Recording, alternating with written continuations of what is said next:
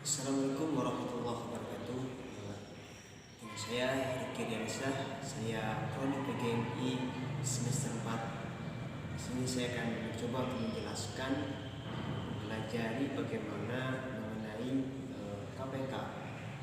Tapi sebelum itu, biasanya ketika ada murid di kelas, yang pertama harus dilaksanakan itu adalah memberi kesempatan kepada murid untuk membacakan doa sebelum belajar yang dipimpin langsung oleh ketua kelasnya.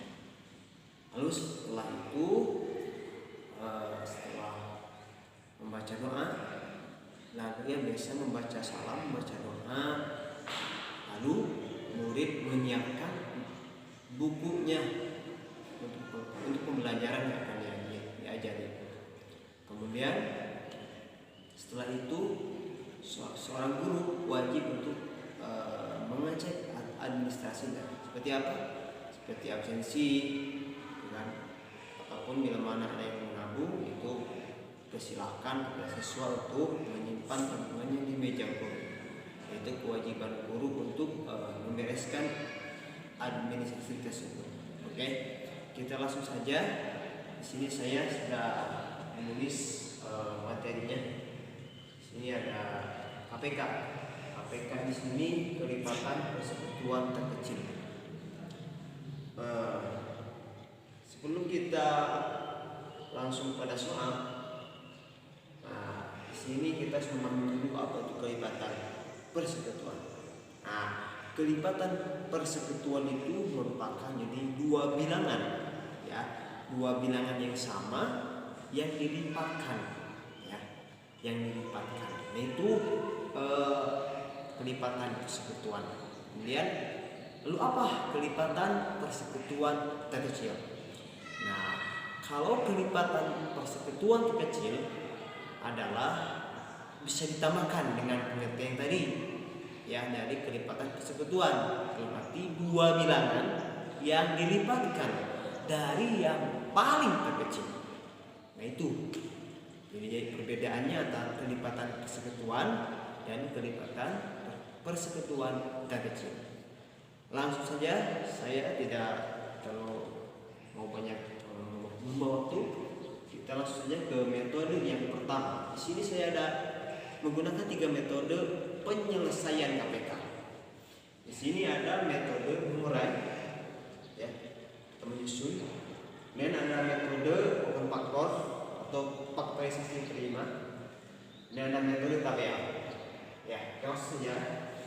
Di sini saya sudah menyiapkan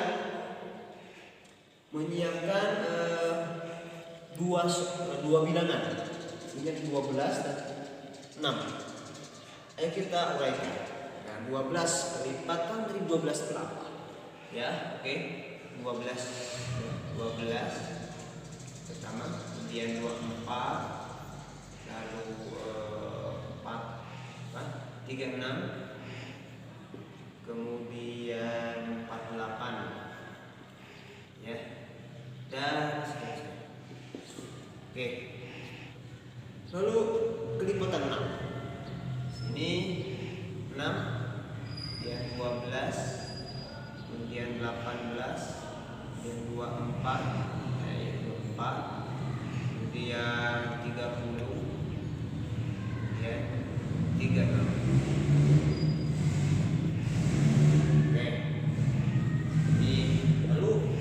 Berapa? KPK-nya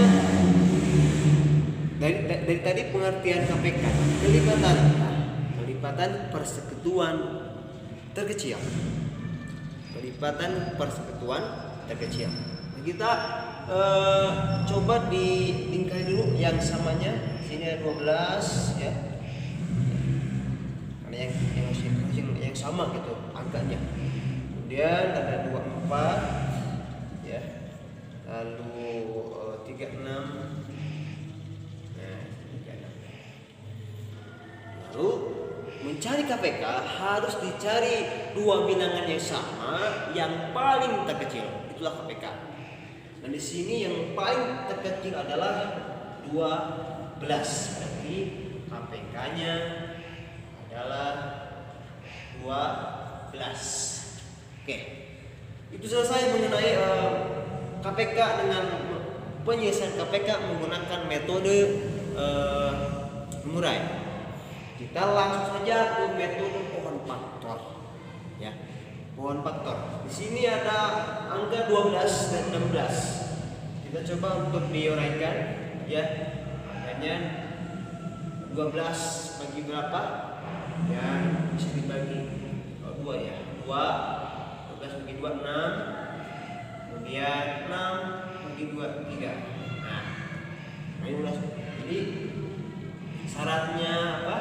KPK itu harus melahir angka prima di 3.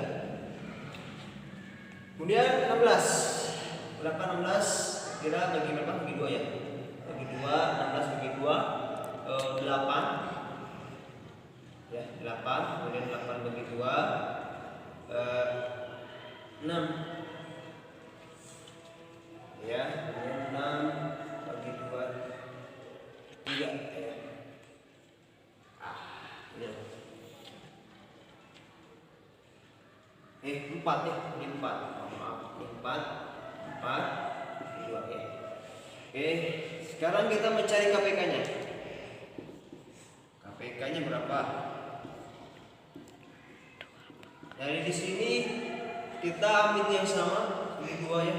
2, ini sama 2. Ini 2, 2, 2. Ini 2 pangkat 2. Kemudian sama dulu aja. Kemudian 2 pangkat, karena harus dari yang paling besar KPK itu ya. Oke, 2 pangkat 4 ya. Kemudian 2, 3, 4 ya. Kemudian 3. Oke. Nah, ini kalikan semuanya. Kalikan 2 berapa? 4 kali 2 pangkat 2 kali 2 pangkat 4, kemudian kali 3 berapa? Ada yang tahu? Nah, 4 kali ini 16 ya. 16 kali 3 kalau salah 48. Oke. Itulah KPK-nya, jadi 48 menggunakan pohon faktor. Kita lanjut ke penyelesaian KPK menggunakan metode tabel. Di sini ada tabel yang disiapkan. Nah, di sini kita ada angka 16 dan 18. Kira-kira 16 dan 18 bisa dibagi 2? Bisa. Bisa ya. Ya, sini berapa 16? 8. Dan 18 9. Ya. 9. Oke. Apakah 8 9 bisa dibagi 2? Bisa ya. 8 bisa 4. Kalau ini nggak bisa ya, tetap aja 9. Ya, kalau nggak bisa bagi berapa ya? Bagi 4 ya. Oh, coba bagi 3 ya. 3 ini ada 9. Lihatnya sepertinya bisa dibagi 3. Oke. Ini tetap nggak bisa. 4 bagi 3 tetap aja 4 di sini. 9 bagi 3 ya. Oke. Masih ada? Oke, masih ada. Kita gunakan 4 ya. 4 bagi 4 1 itu bisa. Nah, 3 tetap. Ini 3. Dan kita cari KPK-nya berapa? KPK-nya berapa? Oke. Nah, KPK-nya berapa? Ya berapa? Ini aja ya. Ini aja semuanya. Sini ada 2 pangkat 2 ya. 2 pangkat 2. 2 pangkat 2 kali 3 kali 4. Kalau nggak salah 48 ya. Sama. Nah, itu sudah selesai mengenai penyelesaian KPK menggunakan metode 3 metode. dari metode mengurai, metode konfaktor, metode tabel. Silakan saja pilih mana yang Anda gampang untuk cara penyelesaiannya, ya bisa dipilih nanti. Nah itu mungkin ketika pembelajaran di sini saya menggunakan metode fronting, ya. Tentunya metode ini sangat prosesnya itu sangat interaksi antara student teacher ya, murid dan guru. Nah jadi nanti murid diberikan soal, kemudian di kesempatan waktu untuk menjawab, kemudian setelah itu diberi kesempatan lagi satu murid atau salah satu murid untuk ke depan mengerjakan soal yang sudah diberikan oleh guru, ya, oleh guru. Karena di sini anjuran saya, bagaimana kalau kita menggunakan soal cerita, ya, soal cerita. Sesungguhnya ya sama saja. Kalau soal cerita itu ya pakainya dengan kontekstual, ya. Jadi langsung dengan kehidupan sehari-hari. Kalau menggunakan soal cerita, tapi aslinya saja tetap ya. Tetapi harus kita pahami dalam soal cerita tersebut, kita harus pahami. Oke, kita akan bahas menggunakan soal cerita. Sebentar. Ini Denny dan Dika bekerja pada waktu di suatu toko. Denny menerima gaji 12 hari sekali, sedangkan Dika menerima gaji 15 hari sekali. Apabila mereka memulai bekerja tanggal 1 Juli 2018, maka Denny dan Dika akan pertama kali bertemu saat mengambil gaji pada tanggal. Nah, kita akan jawab. Sebelum saya menjawab pertanyaan tersebut,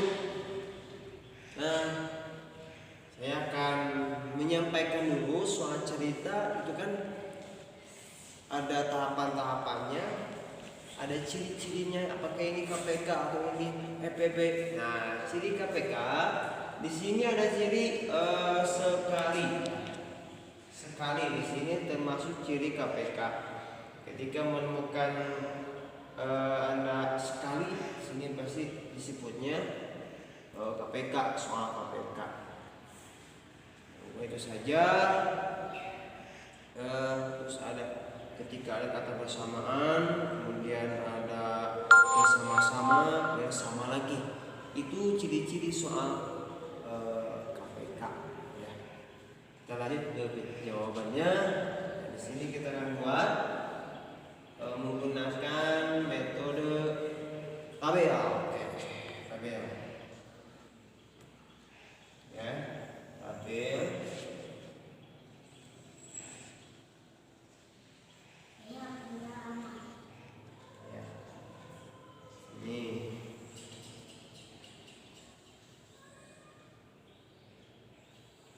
Jadi Denny menerima gaji setiap 12 hari sekali. Ini kita tulis 12. Kemudian Dika menerima gaji setiap 12 hari sekali. Ya. Jelas. Kita buat tabelnya lagi, garis-garisnya. Ya. Nah, di sini kira-kira bagi berapa? 15 atau 15? 3 ya? Oke, kita 3 sini tulis 12 bagi 3 4 ya. 4 15 bagi 3 5. Ini 5. Ya. Dan 2 ya. 4 2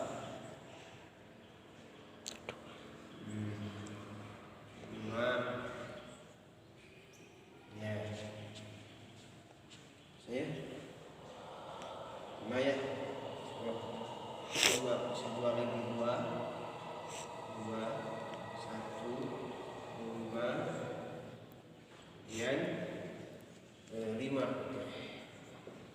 Ini satu ya. angkanya berapa? Coba.